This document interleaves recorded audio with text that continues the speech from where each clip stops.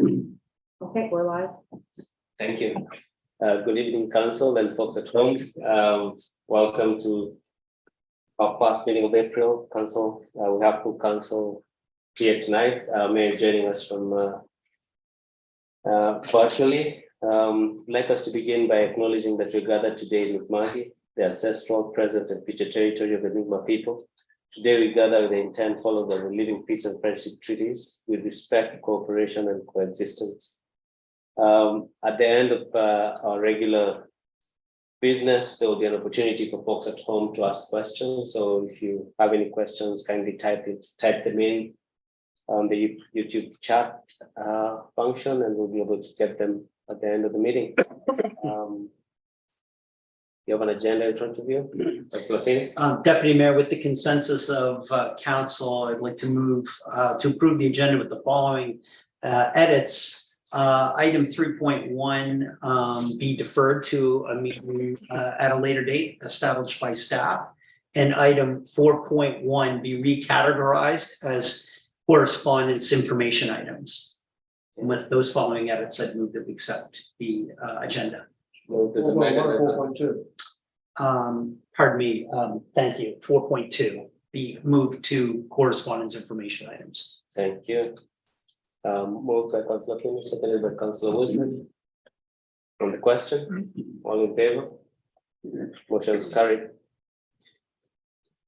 Number 2.1, regular meeting minutes of March 30th. Moved by Councilor Carver, seconded by Councilor Wilson. On the question, all in favor? Motion is carried. Special meeting of March 31st, 2023. Moved by Councilor Now, seconded by Councilor Nomas Brock. On the question, all in favor? Motion is carried. Minutes are approved. The presentation is deferred. Correspondence action items. 4.1. Deputy Mayor, I'd move that in response to the request from the foundation Emergence, the town fly the pride flag on May 17th, 2023. Moved by Councilor Feeney, seconded by Councilor Carver. On the question, and basically what will happen is that there will be a flag that we put down on that particular day. Okay. On the question, all in favor? Motion is carried. Correspondence information items. Your work. I would like to move that Anya Holloway's letter with regarding the public input session be referred to the Policy and Strategy Committee for at the end of this month to be part of the to inform the discussion that is scheduled on the town council policy. Moved by Councilor Carver, seconded by Councilor Feeney.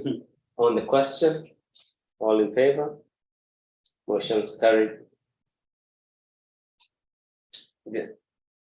You have a comment? Just before we move off of these correspondence items, when it was put on for information, I didn't really notice the agreement form attached to the correspondence from Mr. Moore. So, you know, we don't always have motion for something like that. I can assume there is an agreement, but because it's on the agenda, if council would like to make a motion that we sign the form, it would be in order now. I know we put it under information.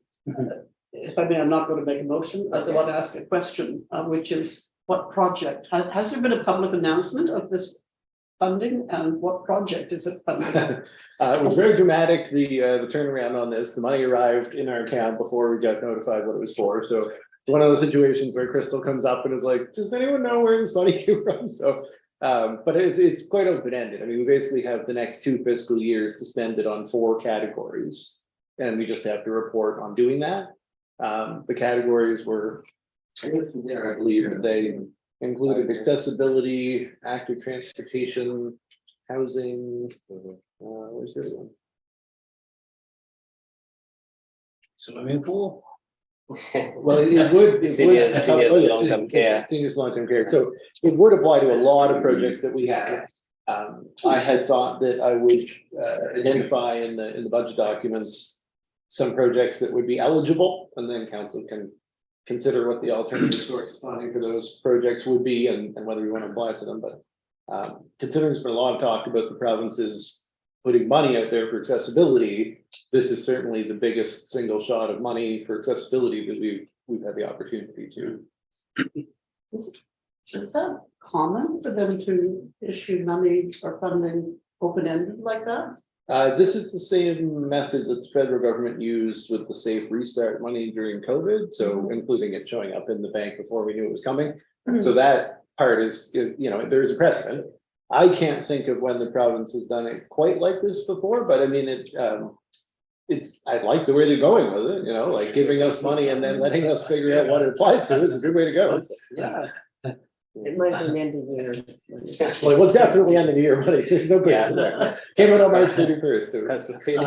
Thank you, thank you. Well, this is good news, great news, actually. I'd move that council direct staff to sign the agreement form associated with the Services Growth Fund Award. You have a second? Second by Councillor Now. I have another question. if I On the may. question, Councillor Carver. Does everybody get this bunch of money? Everybody, every municipality across the province? Okay. Yeah, I would like to know more about how the exact amounts per municipality were determined. But we all receive money. I don't know what the basis for the allocation is. There's a saying that you don't look at. Get tossing the money. Don't ask too many questions. Yeah. Okay. Mayor, you're good? But I would still apply to any monies coming from other departments because community, culture and heritage are the ones who are dispersing these accessibility monies. Yeah, and it can also be looked at in a way that is a little bit like the gas tax, where once it's in our account, has certain criteria it can be applied to. It would only be used as sort of the last resort for subbing in for our own source reserve. So, yeah, but better to get grant specific funding for a project, and sometimes it won't stack, but sometimes it will, and we'll always look for the grant funding first before applying this. And I think that's where we've done with the gas tax in the past. We usually kind of wait and spend it on a couple of larger projects also, because the reporting is easier. So we could do 30 different small accessibility and active transportation projects, but it would be quite a pain to apply this to more than a couple of major projects, just in terms of reporting requirements. Slow motion table on the question. All in favor? Form will be signed. With that, Deputy Mayor, I'd move that item 4.1 and 4.2. pardon me, sorry, again, 4.2 and 5.1 be accepted for information, and as well, as I understand, Council Carver already moved 5.1 is going to be referred to the other committee meeting as well. Do we have a second? Councillor Lewis Croft. Just to clarify, Question. Councillor Feeney referred to items 4.2, and I think you said 5.1, but perhaps meant 5.2. I didn't know if your motion also accepted for information 5.1 or just referred it. All right. So I was, it may be redundant, Council Carver, I'm not sure, but. So what are we doing? We're just accepting 4.2 for information purposes because the other one has already been. Has been accepted, fair enough, okay, 4.2. As amended. Councillor Lewis Please. Croft. The second. Sure. On the question, as amended, all in favor? Motion is carried. Moving along, staff reports. 6.1, staff report to council. Councillor Carver. I'd like to ask Mr. Hyde about number 16, the Edgewater Main Street, and it says it's coming to council for discussion on April the 21st, which is a Friday. Was that meant to be April 27th? Possibly? It was meant to be the 21st because we were looking for outside of regular council Oh, session, so that's a budget session. Oh, it's a budget session, First, okay. and what my thought was that it could be, maybe we do a few hours of budget and then have WSP join us. It's an initiative that will obviously be reflected in the budget, so it seemed like a pretty good fit. Uh-huh. And they are available to join us in person that morning as well. Right, there it is. Any other questions to start? Yeah. And number 25, there was a reference to the home program rebates discussion being held in closed session, and I was curious as to why that might be, why it would be held in camera. Oh, It was number 25. yeah, okay, so this is just because we're reporting back on our lawyer's opinion. So we asked the lawyer for advice about how to legally construct this program. And advice from our lawyer is allowed to be in closed session. I guess if council would like to move it out of closed session, I can speak to it right now. I'm totally happy to do that. But this was with respect to proposed enhancements of the home program, and we talked about relief for electric utility bills. So I had it on the closed session tonight, but I can talk about it. It's just a question of whether council feels comfortable having that in open session. But that's why I put it, because it is eligible, obviously, it's lawyer's advice, so. Well, going on the reading between the lines, I would move that item be discussed in open session. Does that need a motion? That would be my preference. I mean, I don't know if it needs a motion. I guess it's kind of, I guess a good way to determine if the majority of council are Yeah, comfortable. I guess think make it a motion and we vote on it. And Mhm. so move. Yeah, no, that's my motion. We have a To second, have that information in open session. seconded by Councillor Wilson. On the question, you have any questions around it? All in favor? Motion's carried. So, can I do it now? Sure. Yeah, Sure. Just Yeah, this is good yeah, enough. sure. So, I mean, it's relatively simple. Both of them have slightly different answers. Our solicitors very much of the opinion that the interest relief would require the board's approval, which is something that can be probably actioned on its own, but I think we'll have to follow up with the board if there's still an interest in doing that. I would hate to think, given the process we've gone through to get this far with the latest rates and regulations change, that would be something that would require a similar level of process, but I really don't know what to expect in terms of asking for the board's approval. They may say, take it to your next general rate application, in which case that's what we'll have to do. In the other case, we had a long conversation about whether the home program as it currently exists has anything to do with the electrical utility. So presuming that it doesn't, and I mean, we're not financing it, but most of these programs, the equivalent in every other community, is a PACE program, so the property assisted clean energy program. So basically, they don't have electric utilities. They have a property assessed clean energy program that is there to help people install heat pumps and things in their home. And the town runs that program.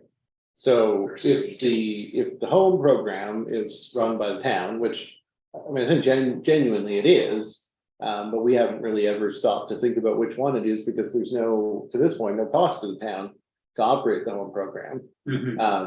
So if it's a town program, it would be something that we can set up by policy. So if we wanted to enact a policy around the home program that gave us criteria for the issuance of rebates, so people participate if they, continue with it, if they don't get cold feet or change something, we just have to put in what the restrictions were, what the expectations were to get a rebate. So it's such that it would be transparent and open to anyone. Then that's something that we could do by policy. So I guess it does beg a bit of a further question of like just drafting this on by policy now, where we're going through a process to consider other expansions to the program, whether it makes sense to go ahead and do up a policy just for this purpose now or wait. But that would be council's discretion. So unfortunately, both things require some additional step at this point, according to our solicitor advice. Richard, Yeah. I'm just wondering, in in the panic of 2022, and I think I suggested this, when, gas in the US was $5 a gallon and heating fuel was $2 and change. And that is all kind of blown away. The heating prices are, all those costs are back down to more or less normal.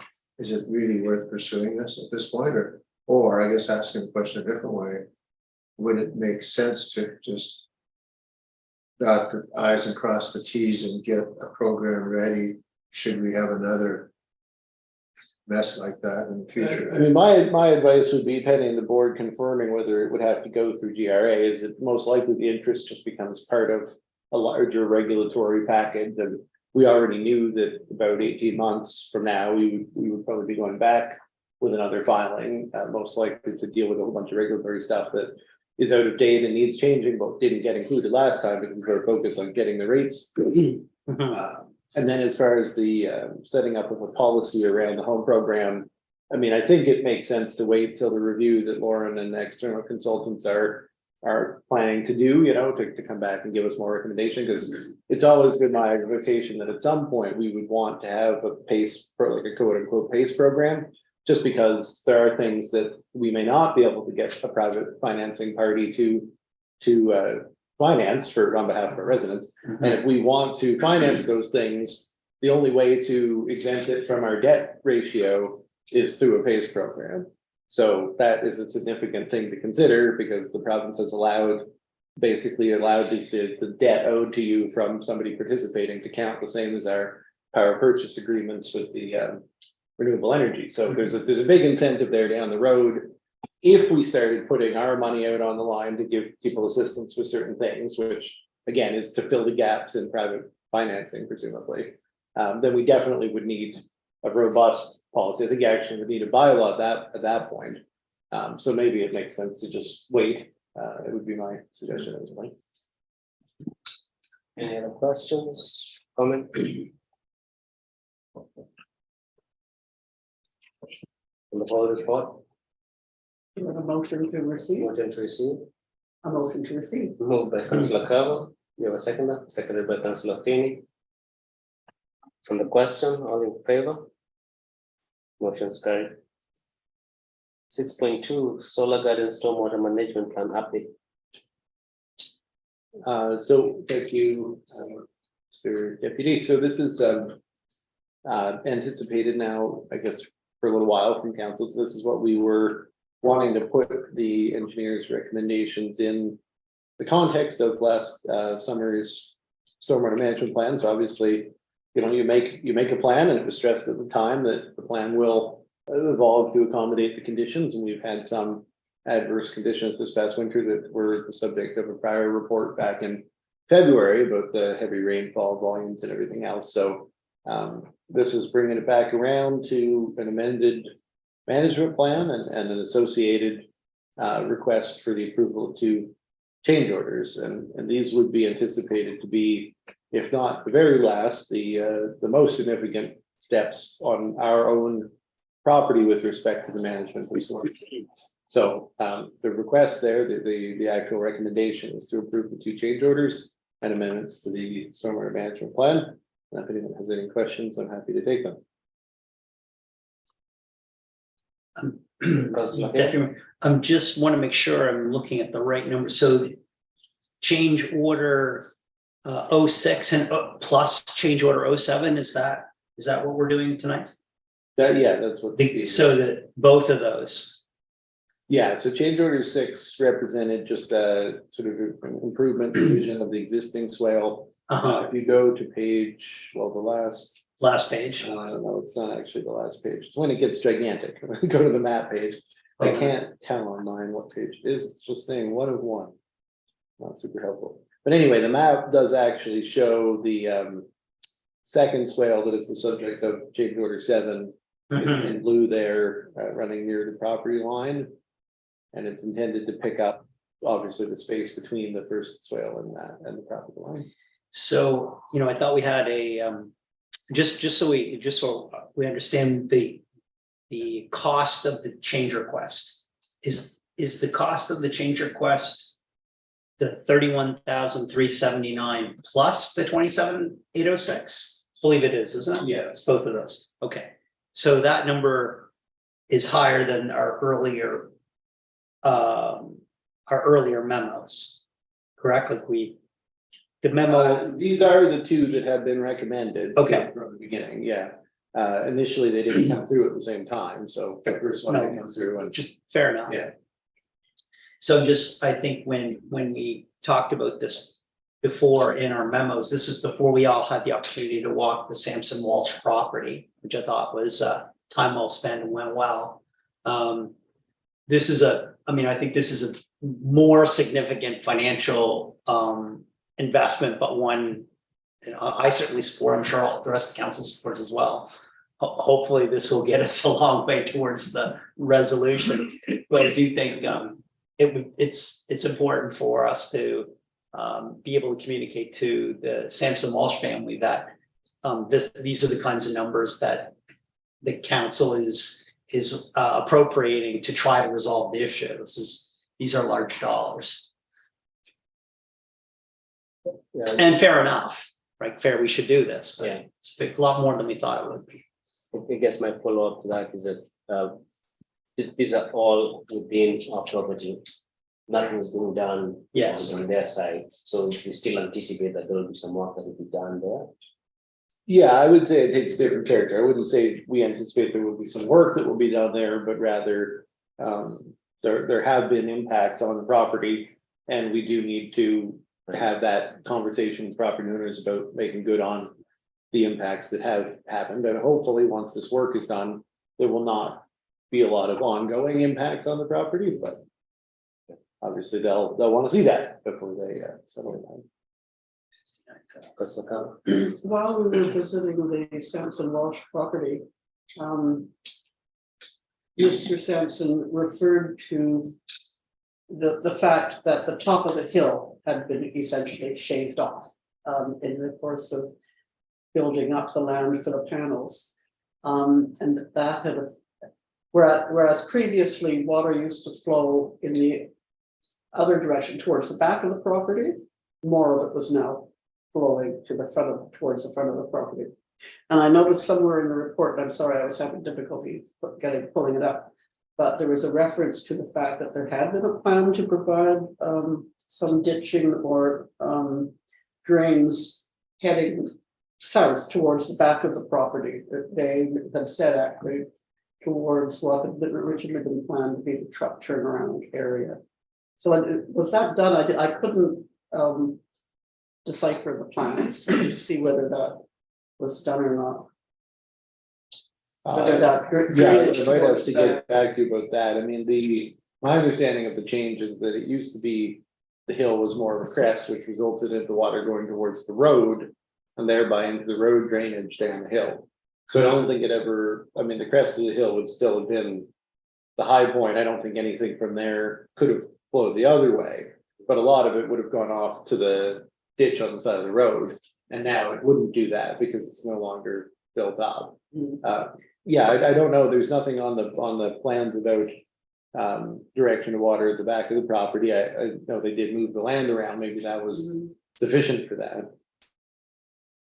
So if you'd like, I can ask them for that question. I appreciate that. Councillor Payne? Just, I think a couple, just two motions I think are appropriate. I'd move that the council approve change order 006 in the amount of 31,379 and order 007 in the amount of 27,806 to the storm water management plan. You have a second? Second by Councillor now. On the question? All in favor? Motion's carried.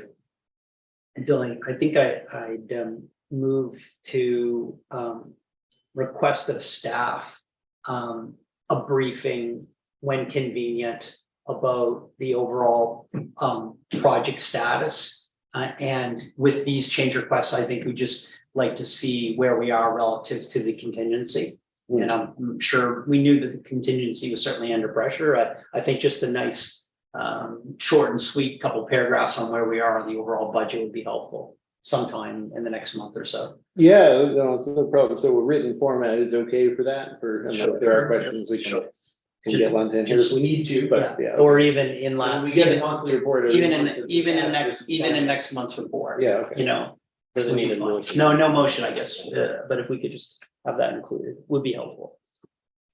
Great. And move on to 6.3. The Rebecca Fisk actual.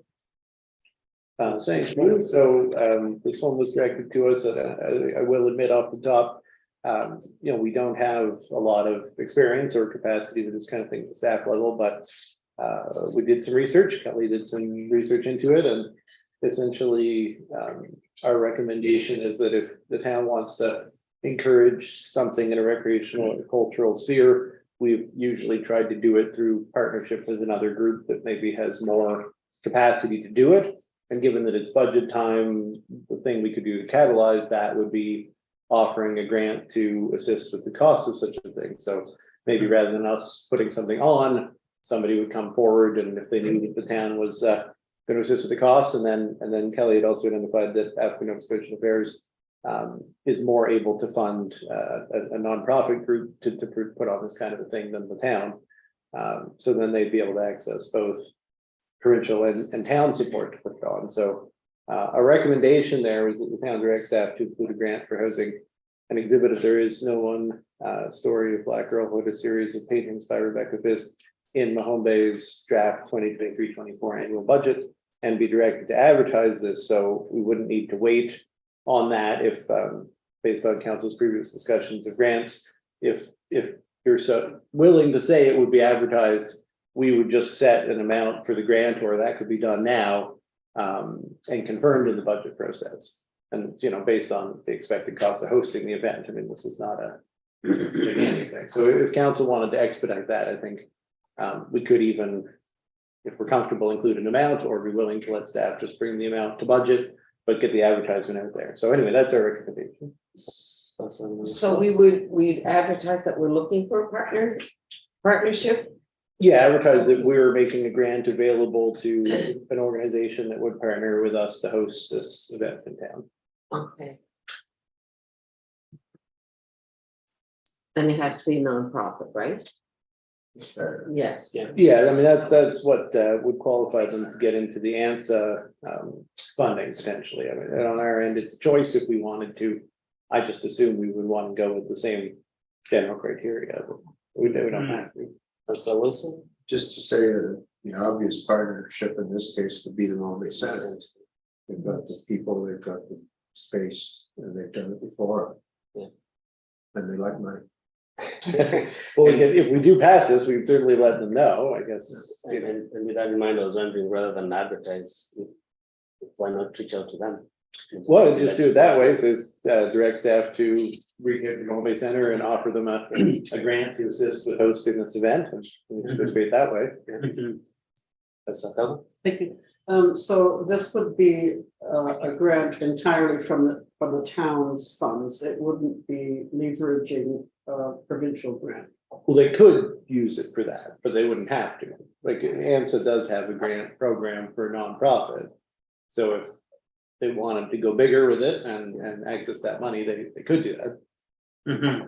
Right, okay, so the options are the African Affairs, is that right? Or African Nova Scotian Affairs. African Nova Scotian Affairs, and then I understand that Arts Nova Scotia might also be a possible source of funds. Councilor Feeney. I can't help but notice that our cultural and athletic endowment has a balance of about $3,200 in it, and I think if that money, so if we utilize those funds to get this kicked off, the idea is the community group would be able to leverage that and stack more funding for an overall comprehensive event. That would be the plan. So Yeah. I think if we were going to establish a an amount, I mean, that strikes me as a pretty good place to start. I mean, those funds have been in that one particular account for a long time. It's both athletic and cultural, but I think we're going to get at figuring out how to fill the account on a more regular basis. But I think those funds are now, and it's the most obvious. It strikes me as an appropriate use of those funds. So is that a motion? It is. There was a bit of a budget too, right, with that, like some, we would like the artist paid for, Yeah, you of know, a course. non-arrearing. And she did give us, a scale that she, you know, she has received honorariums for her show.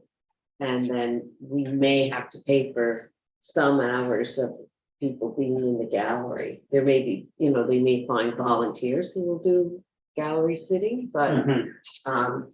you can't have art just in there and people going in. You have to have some supervision there, so. So, I mean, it would be a partnership or I guess a funding partnership between the town and these other other opportunities for funding. So they pull together a budget, but I think our piece would be, that's a good place to start. What do you think? Councilor Wilson? Well, I was just gonna say, there's quite an active art community at the moment. Center, they have their own room and it's a pretty good display room and so on. So I think it's a fairly easy step. The motion is to provide a grant of $3,200 for an art show with Rebecca at the Mahoney Center. I would happily second that. Okay, moved and seconded. Yeah. On the question? All in favor? Opposed? Motion is carried. 6.4, facilities keeping policy. See you. So this one's been a little while in coming. We've had an increasing interest in the bookings of the bandstand for summer shows over the last few summers, which has been great to see, and have returning shows again this season.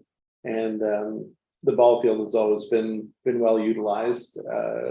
We rarely have conflicts between groups there because they tend to already know which night of the week the others are going to be. But in general, it's time that we had some guidelines to enable staff to better administer those facilities. And then obviously the other catalyst for this is that with the fire station coming online, we have some more complex facilities like the kitchen there and concerns there, like around the liquor licensing and everything. So this is being presented here tonight. It's the policy, so it's not actually requesting a action until the 27th. But the action there would be to approve the policy. We did provide some drafts of the booking format for each of these places. There's likely to be a bit more conversation about the booking permit for the fire station with the fire society before the 27th meeting coming up. So if there are any changes we want to recommend, we thought it would make sense to keep the approval to the policy in any case, because typically small changes to application forms would not require a policy amendment traditionally. So the recommendation is to approve the policy, but we did want council to see what those proposed agreements were. Councilor Felder. Thank you. I wonder if it's worth referring the policy to the Policy and Strategy Committee. As I read through it, I noticed a few things that I thought might benefit from editing. I don't have them all in front of me, but just to avoid having to go through that kind of nitpicky discussion at a council meeting, I wonder if we could look at some possible suggested edits at the Policy and Strategy Committee meeting, which I think is 3 days before the next council meeting. I don't know if that's enough time to get it on the next council. Well, I think because this would already have been presented, I don't think it would be an issue to have it on the agenda. It would be mainly housekeeping. There was one word, for example, it was talking about respect or diversity, and the word sex was used where I think the word gender might have been more appropriate, for example. But I don't want to have that discussion now.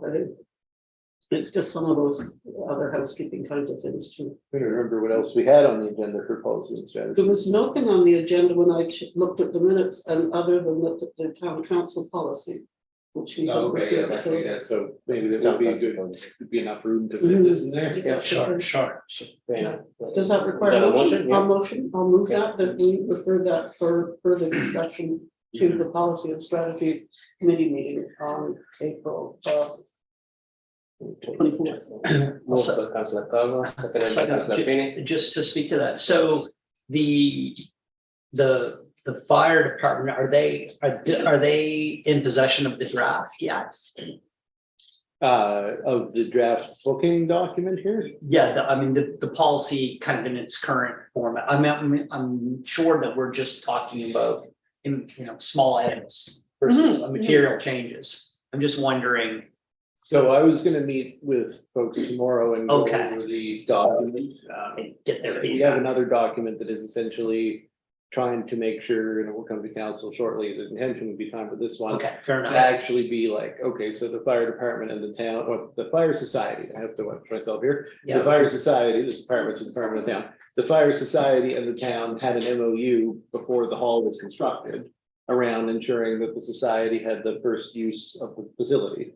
And we've added a few things to that in discussion over the past year. So one of those is the first right of refusal on operating the bar, things like that. So this would just basically be a document that says, separately from all this, the town and the society agree, this is the society's, privilege with respect to the hall because of their fundraising for the hall. Mhm. And so that's a separate piece. And by the time that this comes back around later this month, my expectation would be that that would be on council's agenda at the same time. Okay. But it's not available yet. Councillor Knapp. Yeah, just in that regard, where the fire department is right now paying the majority on the hall part. Where do the funds from the rentals go?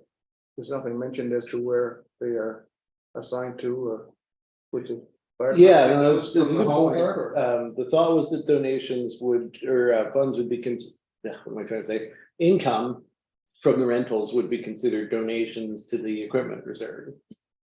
So we would have to stipulate that in the separate agreement to the society. So basically the town and the society in their MOU had both agreed to contribute a percentage of donation, of fundraising, I guess I should say, not donation. It's only a donation if it's received by which one it's already with the town, but of the fundraising activities like the bingo proceeds and the 50/50s and other things. And the town would contribute a certain amount of money from fire service revenue into that reserve.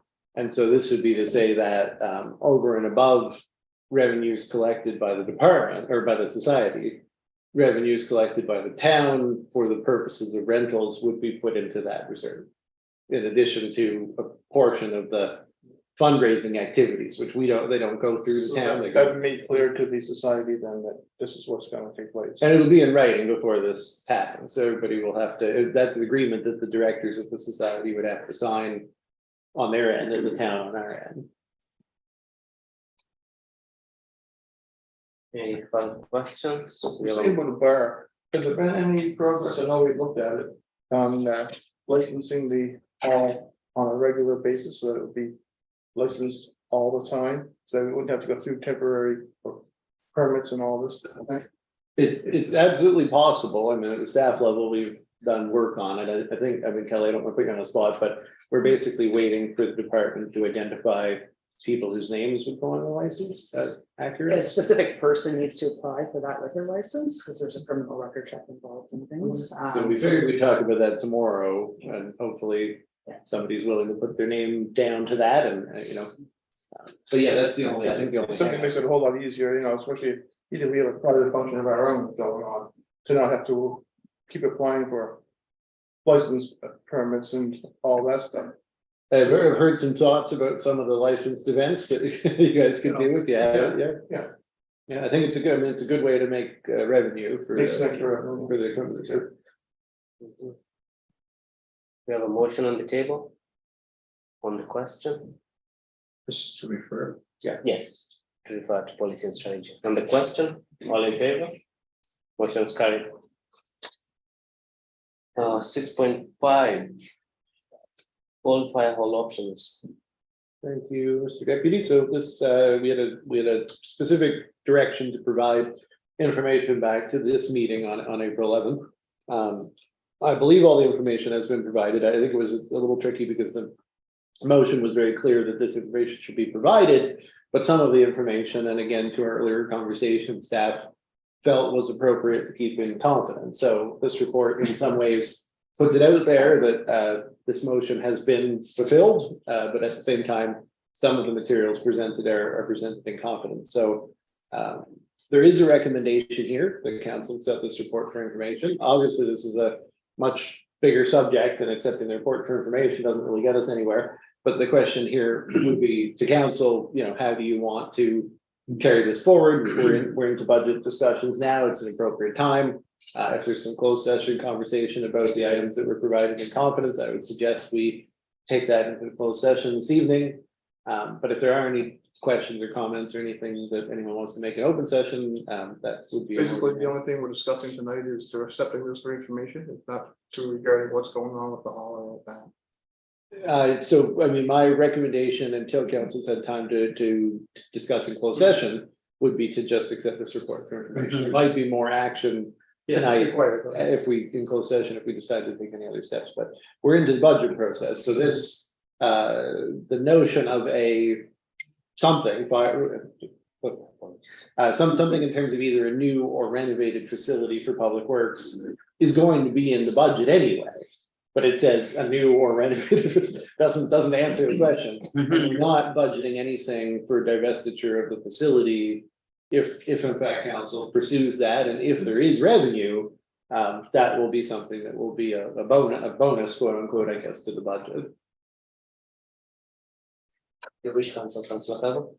Thank you.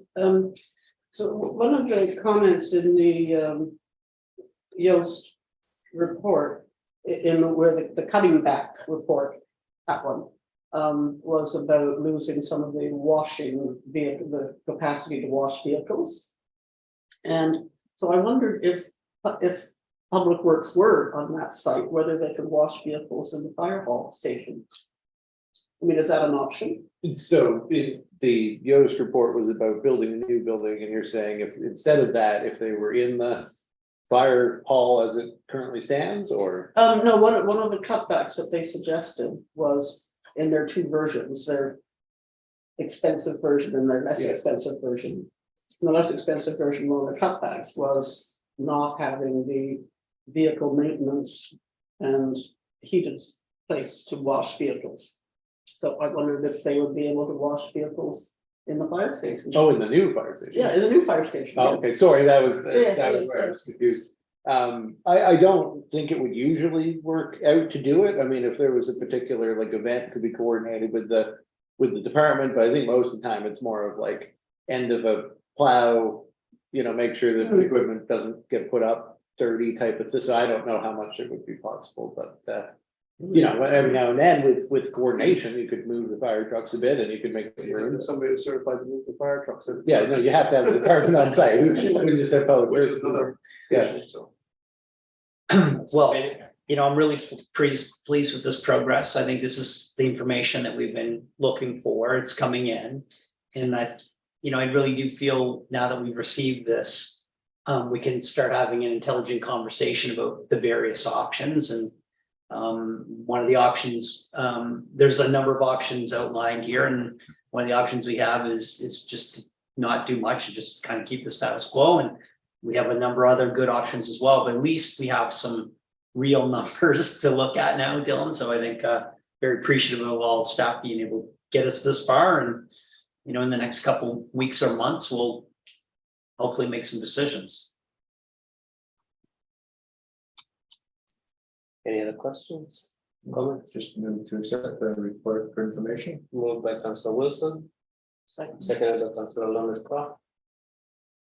On the motion, on the question, all in favor? Motion is carried. 6.6 urban forest. Thank you, Deputy Mayor. So this is the standard format we used from our public engagement policy around presenting engagement activities. And essentially, the recommendation is always the council approve the presented plan. So in this case, this is getting ready for the summer season with our full climate and environment group with the interns and everything. And typically, we've kind of got a couple of projects that are lined up for their summer. And in this case, the big one, the 3-2 plan is the urban forest management plan development. So last year, we had a provincial grant and a student collecting data to kind of support the opening stages of the plan. And now we'd like to take that the next step and start engaging with the community and collecting that kind of information, and also helping people to connect to the aspiration of an urban forest plan, which is something that requires at least elective participation on the part of residents. It can't work entirely on town property.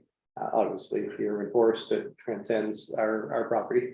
So this is an engagement plan for the summer for the students, and looking for approval, but happy to take any questions.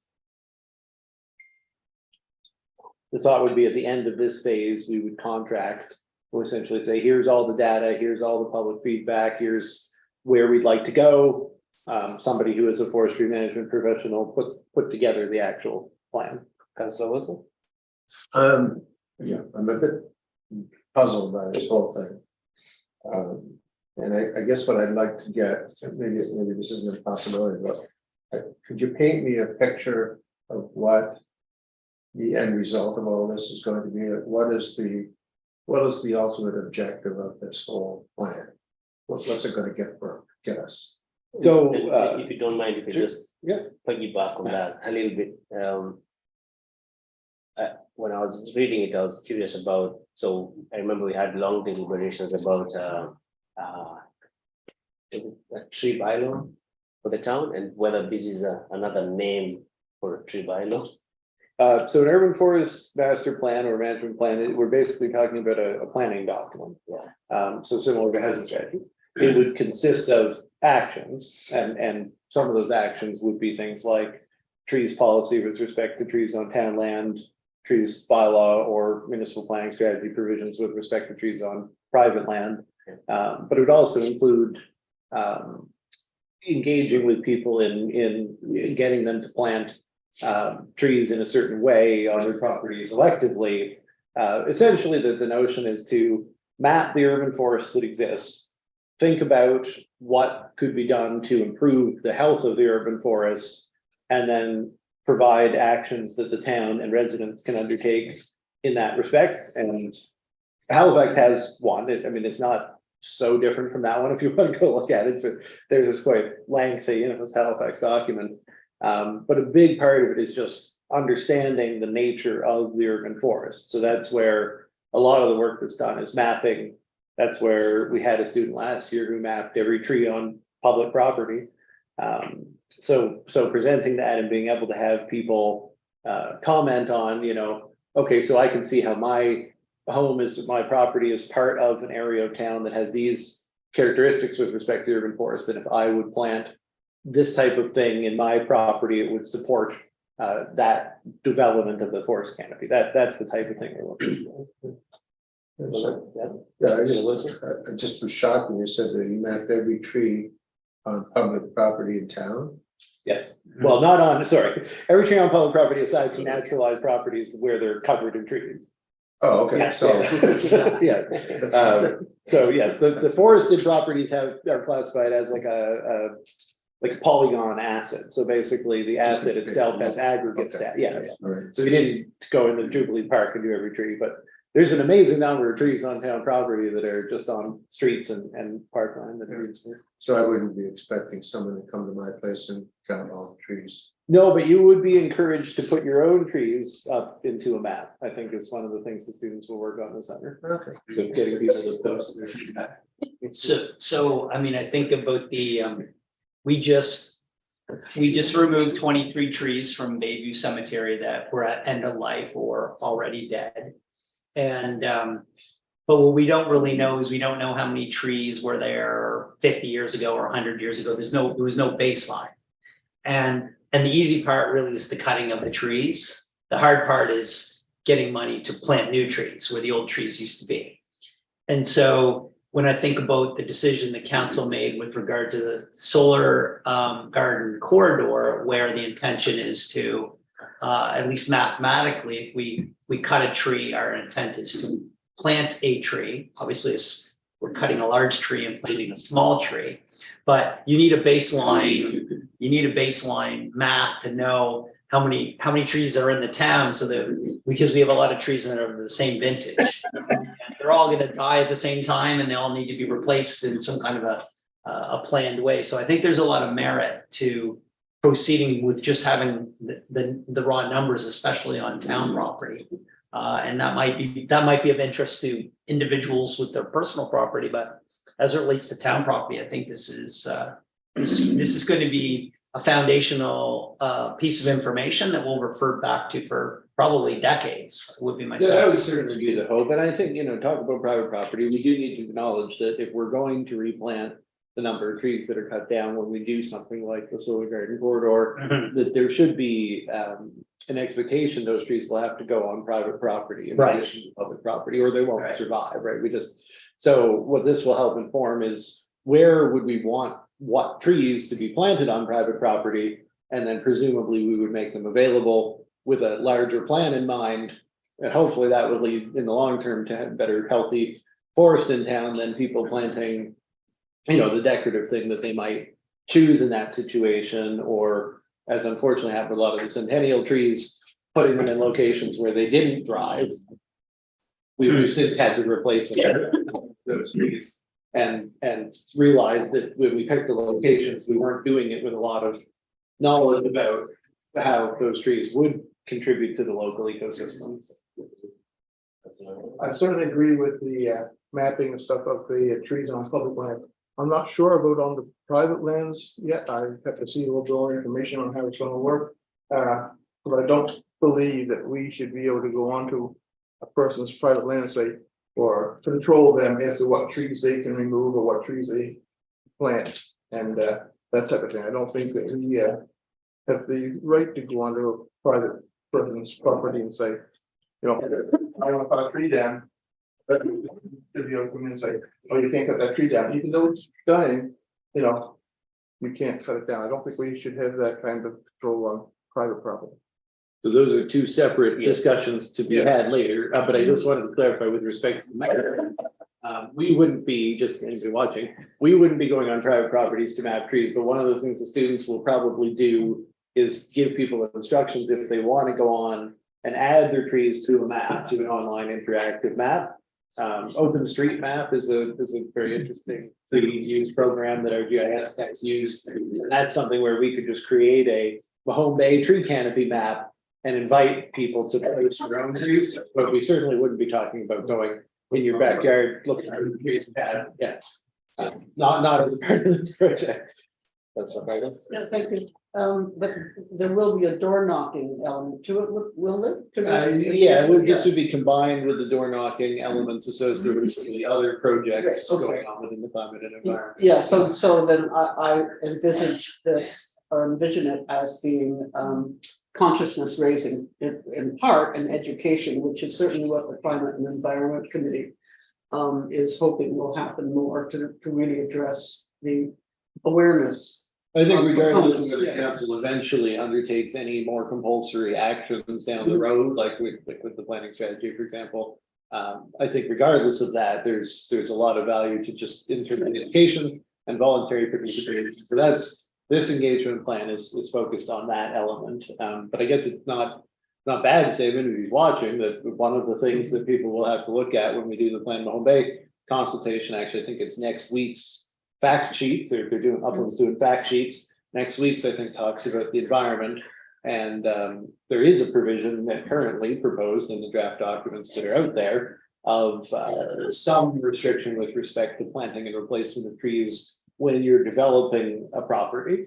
So that's an example where there is something that's being floated that would not impact a resident who just has a property, but would impact someone who's taking a property and changing the footprint. Changing it. Yeah. Great. So we have a an engagement plan in front of us. What's your wish? There's no motion Motion. specified in the document, but So like I said, the recommendation with the engagement plan is always just to accept it. Yeah. or to accept it. Yeah. Okay. Oh, so I moved to Moved by Councillor Williams, accept the report. seconded by Councillor Carver. On the motion, all in favor? Motion's carried. Great, well, it's good. I know Lauren's getting ready to make sure the students are able to achieve a lot in their time here, so this is great for her. Do we have the students? Are they here? They're not here, no, I believe they've both been hired now, I'm not sure if the second one has accepted their offer at this point, but they did interviews, so. Okay.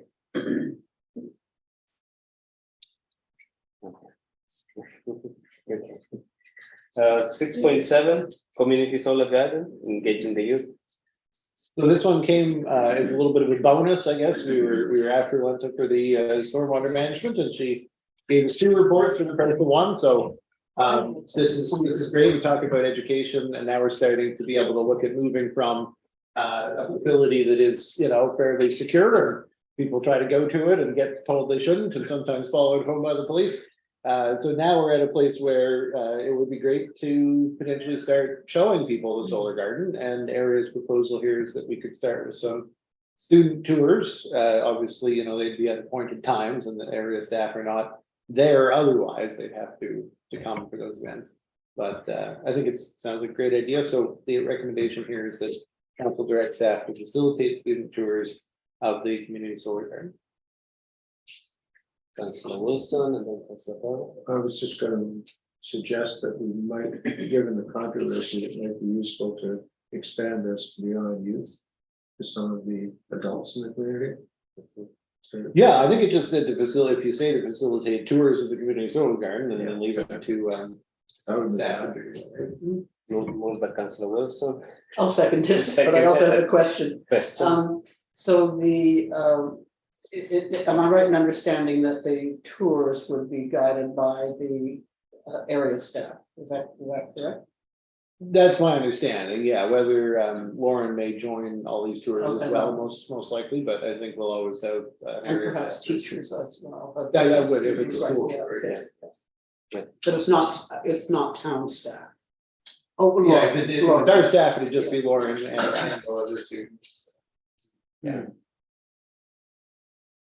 Okay, on the question, all in favor? Motion's carried. Great, move on to council items, 7.1. Development of service standards, Councillor Wilson. Thank you, sir. Yes, I would just like to move the council direct staff to develop performance standards to enhance our ability to understand performance levels in the various departments.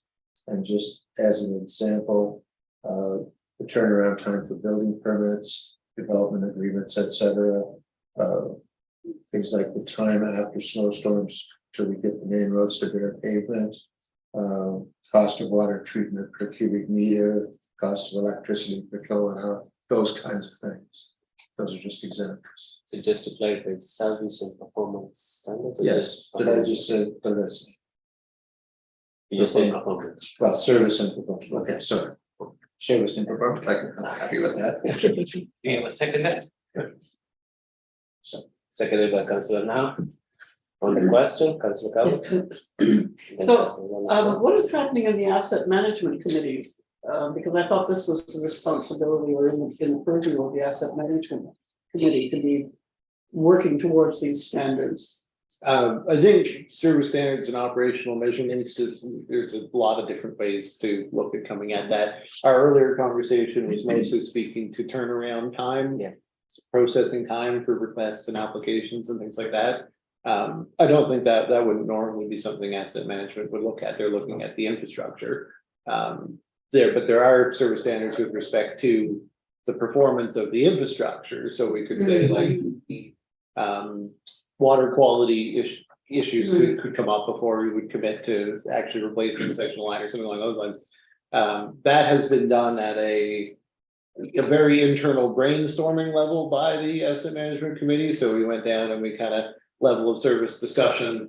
If a pipe is, totally failed and you're not getting water through it versus there's some occasional service issues, but it's not unsafe to drink and that kind of thing. So that's a part of what informs the risk rating that will eventually inform what financial priorities we have. I mean, right now it does, it just doesn't do it in any way that is automatic. I come in and say, these areas that we've now spent 5 years trying to get provincial money to help replace the lines, like these are the worst ones that need doing. But the system, the asset management system will gradually be more and more able to align the budget with those numbers. But I don't think that's what my understanding is, not the focus of this motion. And then operational measurements is a whole other area where we've done a lot, and Councillor Wilson mentioned this in his motion. We've been doing a lot more in the last couple of years through the report to council, which includes a bunch of operational statistics. And so that's another area, but we're talking more about value for money or those kind of stats. And we have more to come there. Like there's discussion about how to improve the electrical by reporting more about the reliability of the electrical service, which is a common measure. But that's a different thing from how long does it take to get your inspection when you're doing a home construction. So they're just all different things. They're all related in a sense because they all could be used to measure our performance more generally. So I think this one did touch on both operational measurements and service standards, but I'm going to probably suggest that the operational measurements get pushed to continuing to improve that document that gets reported to council. And we could post that more prominently on the website, that little section if we want to. But the service standards becomes a policy document because it's essentially saying to staff, make sure you can do these things in this amount of time. And if you need more resources to do them or there's a problem, bring it to council so that we don't start failing to live up to those standards. So that's, I think, the main focus of the conversation we had previous, but I don't want to leave out that value for money is something that people are conscious of. That's what Wilson said. I hope that answers the question. So does that mean that, before I move to you, does that mean that we need to change the motion as it is, or? if the motion So stands as it is? Kelly could read it back. I think it was to report on this, wasn't it? Direct staff to develop service standards. I have the original motion here. I could read back that can be used to benchmark and analyze performance. Yeah, so I think that's good. I think that's good. I'll point to the fact that there are two different kinds of things going on. Yeah, but I think the main thing we want to get to is a service standards policy that actually lists, you should expect a reasonable turnaround in certain services. Yeah. Councillor Lonsdorff, I think. Please. Pardon? Well, you did have your hand up, sorry. No, I didn't, sorry. Yeah, can I just underline the word benchmark? Because I think it's very useful to go to other jurisdictions to find out what the art of the possible is in some of these situations. Because otherwise you're sort of flying blind. Yeah, the first thing we'll usually would do is just ask, what does anybody else have for service standards policy? Councillor Campbell? Not trying to muddy the waters, but there was at the one building committee, the regional building committee that I attended, there was a lengthy discussion about turnaround time for permits and so on. So how does that discussion fit in to this proposal? So my understanding is this would be about establishing expectations for turnaround of applications, permits, and that kind of thing. And then once it was established, we would have to make an effort to meet them and report back as to the average time it was taking. Right, but given that our permitting happens through Chester, and that whole discussion took place with the Chester planners and their permit department there. I mean, I'm just assuming they're already working on those standards. So, Yeah, but the notion here is that we need to have for the town of Mahone Bay what our citizens expect. And then it starts role to try and see if that is it. And then So certainly we can start by asking the development staff in Chester what their recommended turnaround for these things would be, what they can actually think they can provide. Yeah. And if council looks at that and says, we really have to do more, we'd also ask them, okay, how do we improve these? Yeah. And then we figure out what we needed to do. So as long as we think about how we're gonna measure things, before we establish a standard. And I just think about all the work that the Joint Services Board's doing around their automation with Lisa. And, how do you create a ticket and then measure against the ticket and know how quick how long does it take to close the ticket? We really need to think about if we're going to set service levels with service level expectation, there needs to be a way to illustrate that we're either achieving that objective or not. And I think in the short term, trying to make sure that we don't introduce any service standards unless there's a level of automation on the recording what the mean time to resolution is, I think is a fool's errand. So if we can figure out a way where we can easily measure the duration of time, and it can be done in an automated way that's fair, then I'm all for it. Yeah, I think the it needs to be timing is fair. actually contingent on the fact that we're implementing software that would enable us Software, to do that. exactly. So we wouldn't- Exactly. Like I think it needs to be Chester has some they use currently, yeah. just But so we're all we haven't until now. just so we're on the same page. It's just like when the first snowflake shows up versus it can't, like we would need to figure out how you automate these things. So at least on the building permits and permitting in general, it strikes me that should be easily automated. You come in and you fill in your form, it gets logged into a system and the clock starts ticking. And when an issue gets permitted, there's a timestamp. So So, the system like, can I'm okay actually with also that. be like, if we say it's supposed to take 10 days, right, at 5 days, a staff person can actually Right. get a reminder. You know what I mean? Like, that's one of the things about having the software is that you can but build that in. I leverage technology. Let's not have staff writing things down on the back of loose leaf to try to record dates. So anyway, Well, like for house inspections, I mean, if they don't come one week, like a whole building is stopped until they do come. That really puts people behind and behind and behind.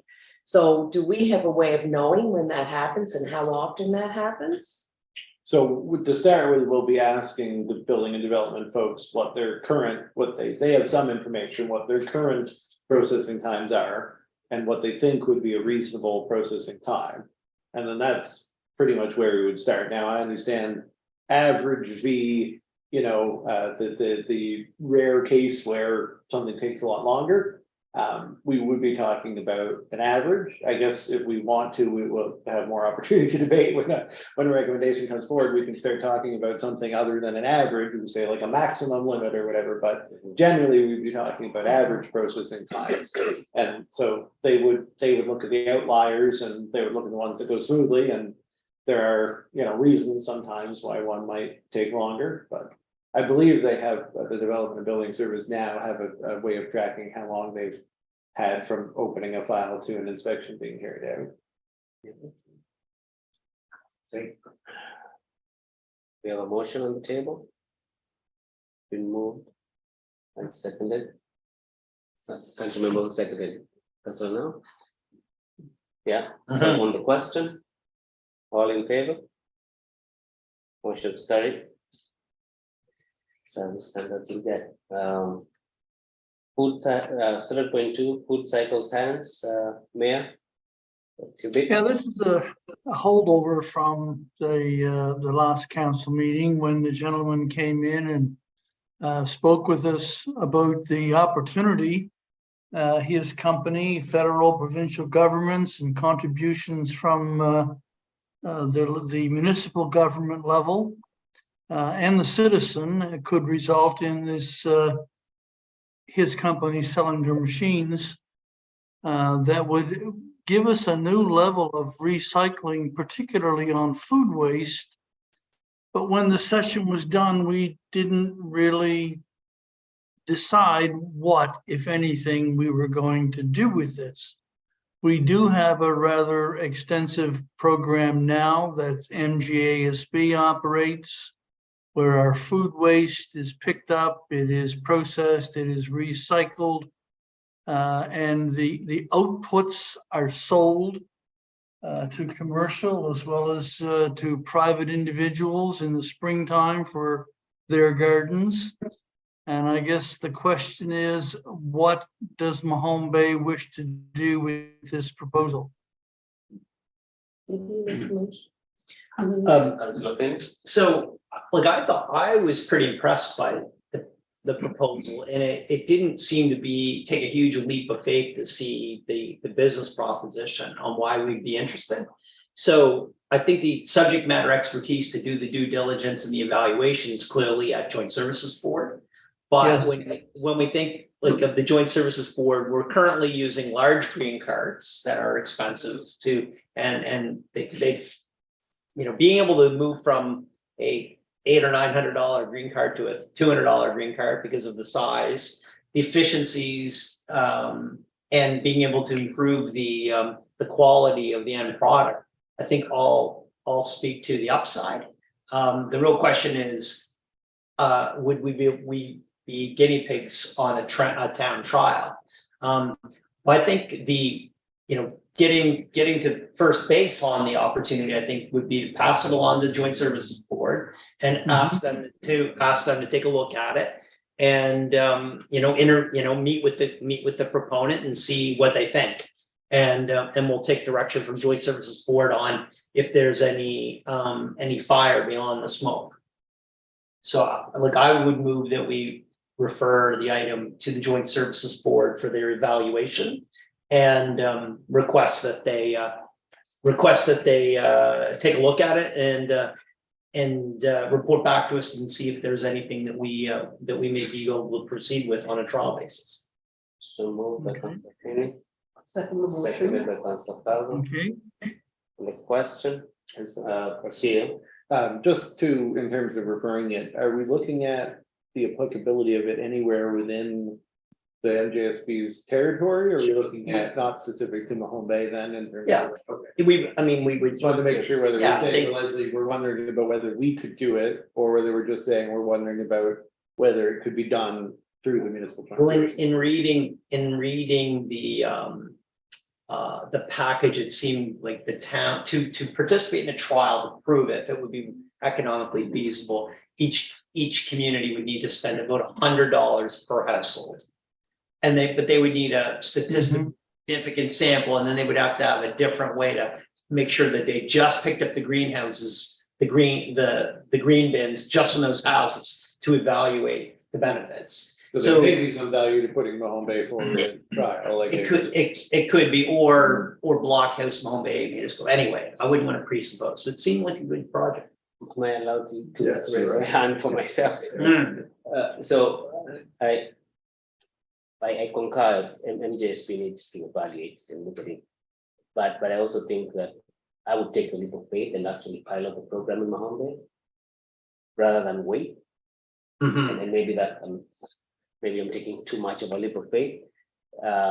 It's a pilot and has to be 30,000. Yeah, has to be tested. And I'm sure Mahone Bay would have willing participants. So I would say rather than, I find giving it to MJSP is almost like kicking the ball farther down the road rather than say, well, let's jump in and do it. But maybe I'm alone in that. That's all.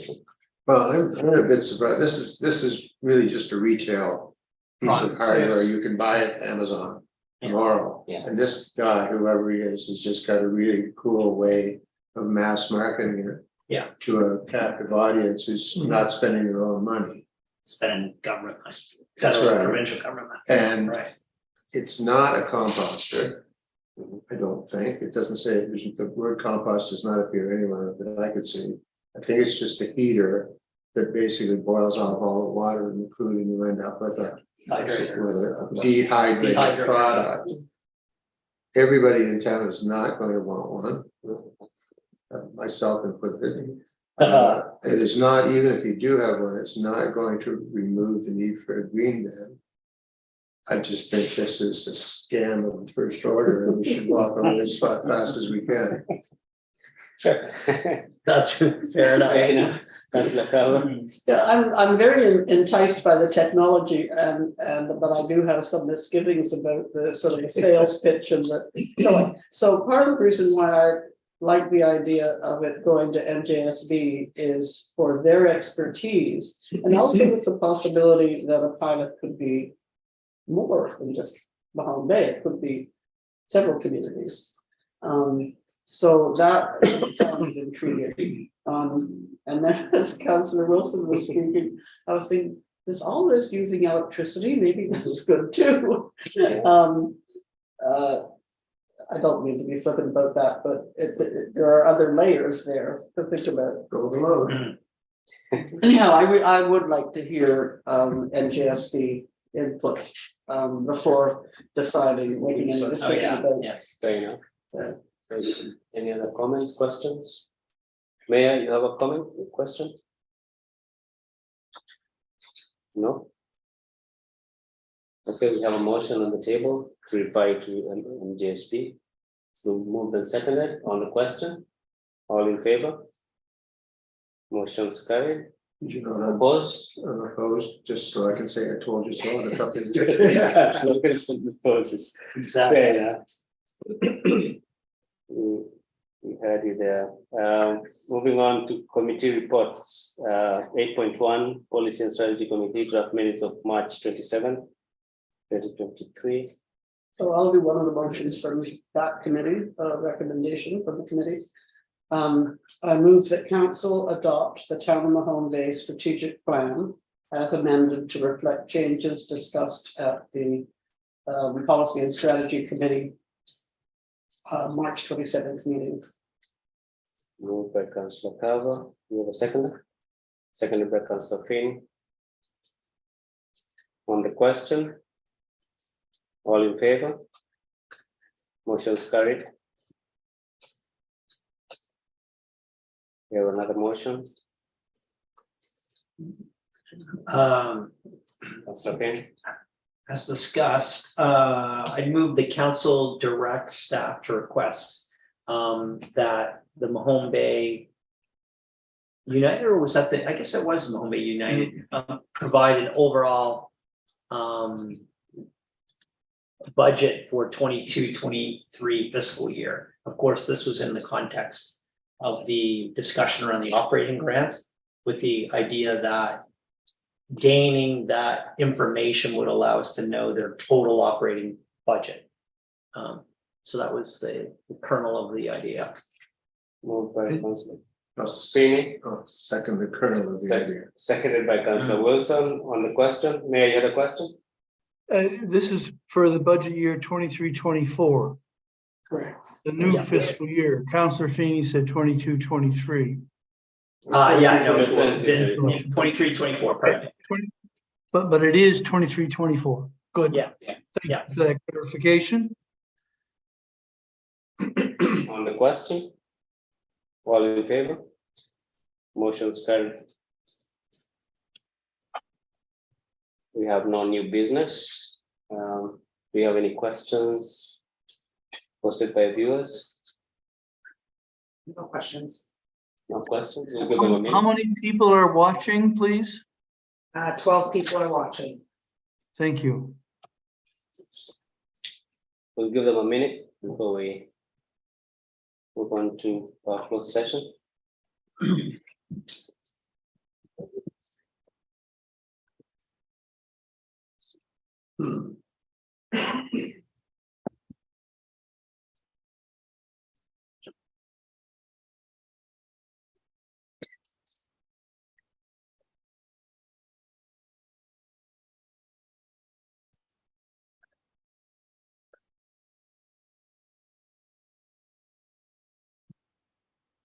No questions?